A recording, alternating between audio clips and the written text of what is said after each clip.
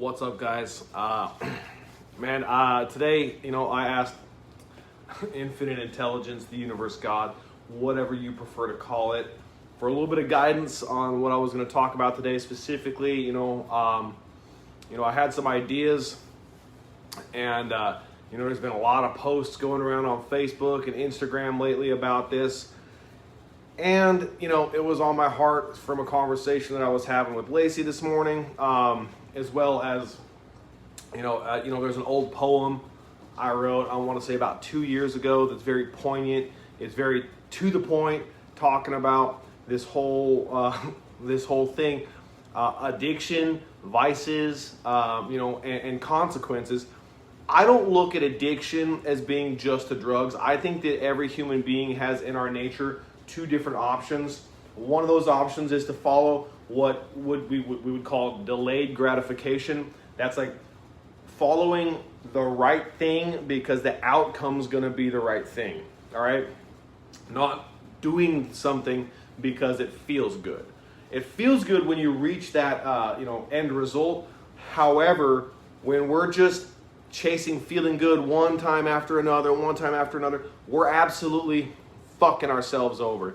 And I wish so badly to be able to just implant this one piece of information into people's heads, man.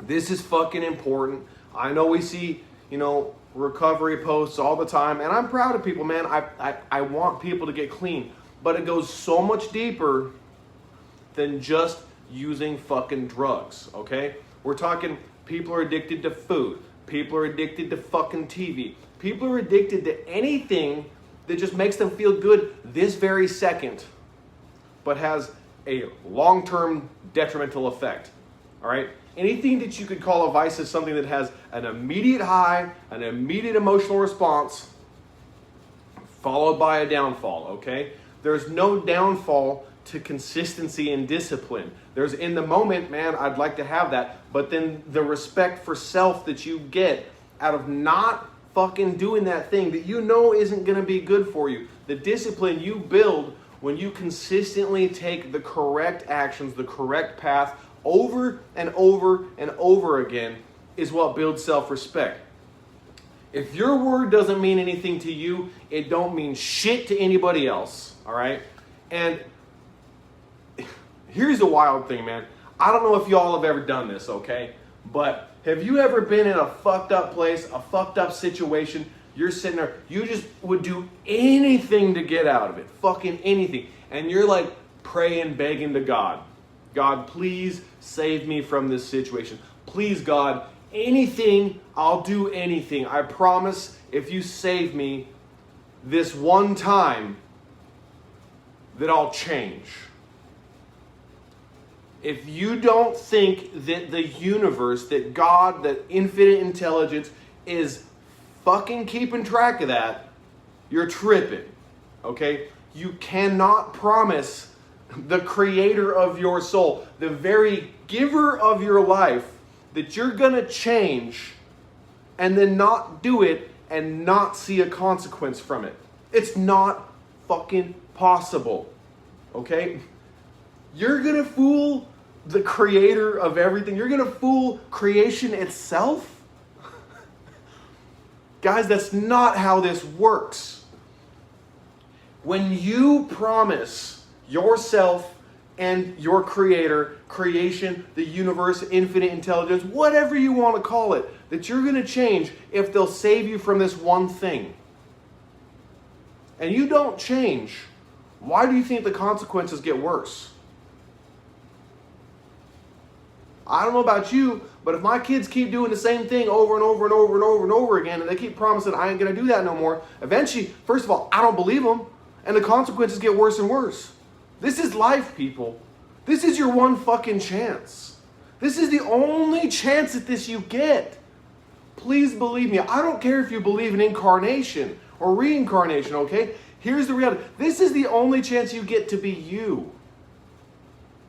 And please do not fucking just throw it away, all right? I can't express to you how much all of you mean to me, and how tragic it is to watch so many people that I know have so much potential throw it away over and over again for drugs, for vices, for comfort.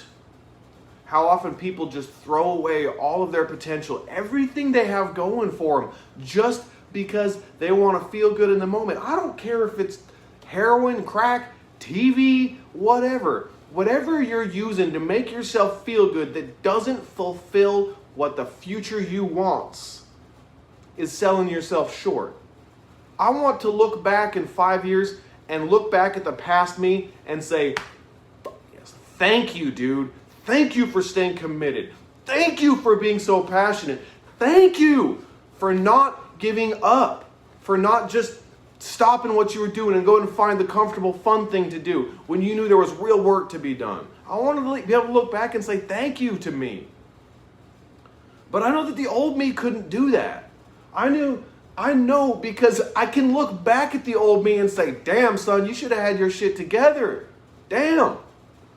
I can say that with confidence because I know the old me and I know the new me, and I know the difference that all of that takes is a couple of bad decisions that will snowball over and over again until eventually you're right back in the same place. It don't gotta be drugs, man. You can sell your potential short with anything.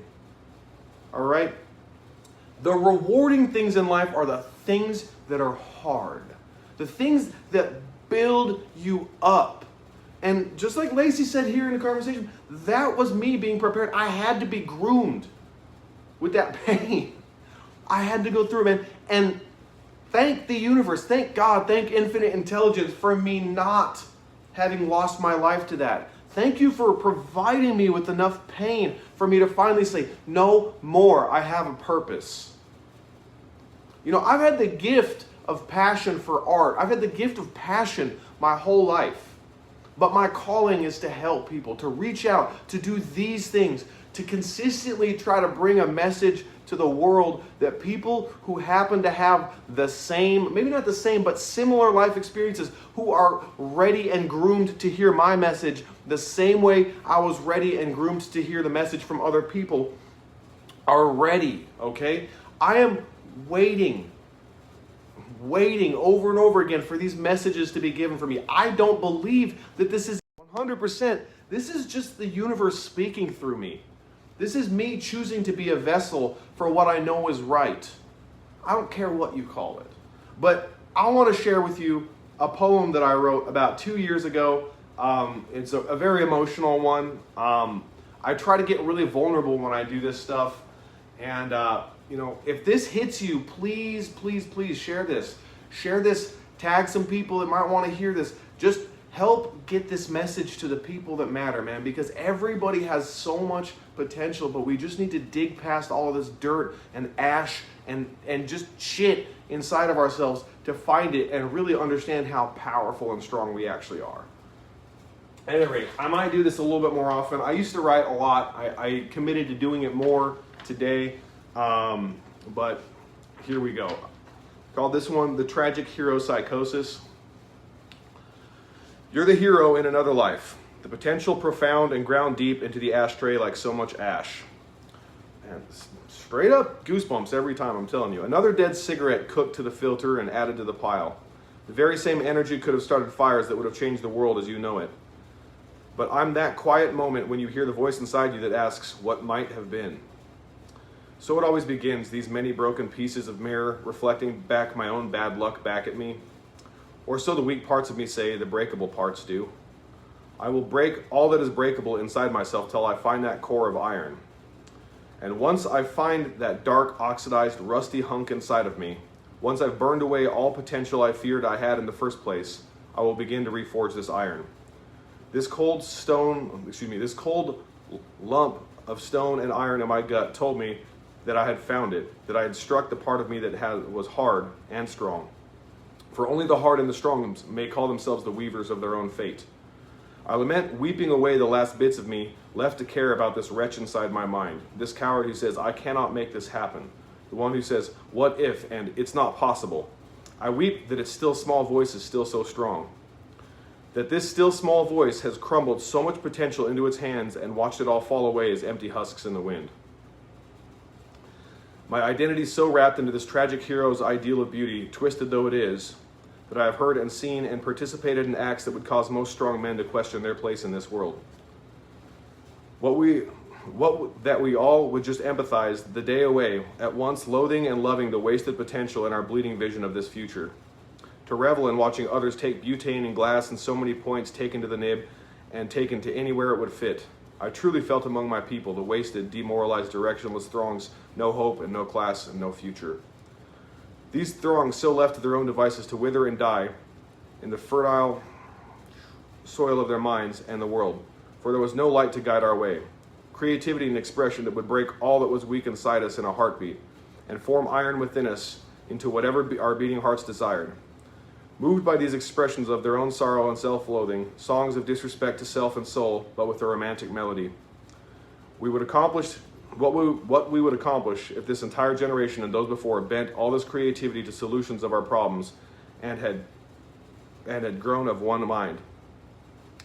If we had a course and a direction, a map and a navigator, which we do should we desire to look for it, the ashtray overflowing with spent cigarettes is the urn, the gravestone, and the edifice to this intractable willpower, bending all its individual and communal power to. A way to feel okay, and a way to simply not feel anything. A way to creativity, a way to the self inside me, that we're all at once terrified to show and long to free at the same time. Those fathomless depths where the wellspring of our potential is positioned. And to close it off and sing songs lamenting that our well has gone dry.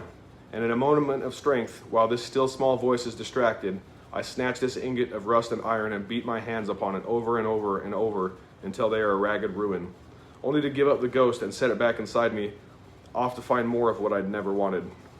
But these few, the hard and the strong, will find themselves in this miasma of confusion and fog.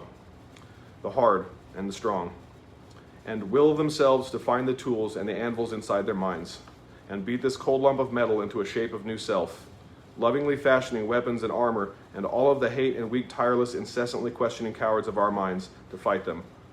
Beat that same will to fail into the things that will carry us through these true battles to come. I will be hard, and I will be strong, and I will only accept these things in my life. And so every day I kill the wretch inside my mind and take action, putting yet more ingots into the forge. I look to the horizon with the last thoughts before the hammer comes down onto the glowing steel. I will be hard, and I will be strong.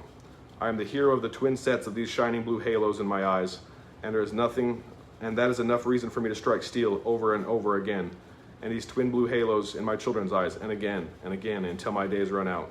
I will live the life of my own creation and of my own inspiration, of the hero of my own life and those halos of azure, when I put the fear to rest where it belongs, in the ashes. Ooh, at any rate, obviously, I have a really strong emotional response with this kind of stuff. I hope that anybody that listens to this understands what I'm saying is that it's so easy to get caught in this psychosis inside of our minds, in this constant state of questioning ourselves, in this what if and maybe this might and all of these things. But the reality is that we stand upon the monolith of all of the generations that have come before us. Like, it gets me juicy-eyed talking about this stuff. We stand on the very foundation of the lives of the billions who have come before us and everything that they have built and sacrificed, including the people that sacrificed themselves to themselves.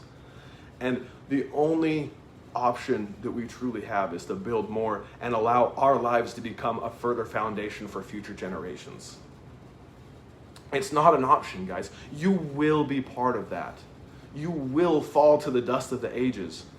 But are you going to be able to die knowing that you contributed to making that foundation stronger and to bringing people along with you and to being the best man or woman that you could possibly be?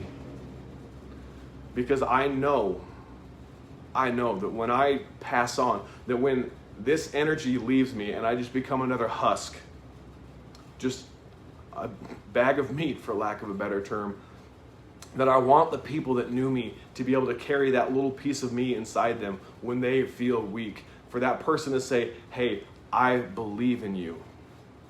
That poem was mine, actually, Tyler. I want to see everybody become the best version of themselves. And this also really stuck in my heart today because I found myself this morning catching some real hatery feeling vibes about some people, not necessarily directly in my life, but just in general, and caught myself feeling some real negativity. And I was showering and I had to remind myself that even the slightest bit of negativity in our lives, just the slightest indulgence in that syrupy sweet poison that is negativity, is too much. It's enough to distract us from what's important and what's right in front of us. And what's important to you is you and the people that you love and the people that love you. There's only a couple of degrees of separation between you and everybody in the world. You potentially know 1,000 people, and if those people know 1,000 people, you've gotten to 1,000,000 people within 2 degrees that quickly. Imagine the impact we can all have if we choose to be the best versions of ourselves and bring that to the table every day. Love you all. Thanks for joining me today. Please share this. Again, if you fucking vibe with this in any type of way, please share it. Please tag some people. My YouTube channel is The Murder Mentality. www.themurdermentality.com is my personal coaching. There's a bunch of my videos up on there as well. If you just go into my videos here on the page, you can scroll through any number of these things. Again, I appreciate all of you so much. Everything in life is serious, but nothing's a tragedy. You can be the hero of your own story. It's only a tragedy once you've given up. Love all of you. Bye.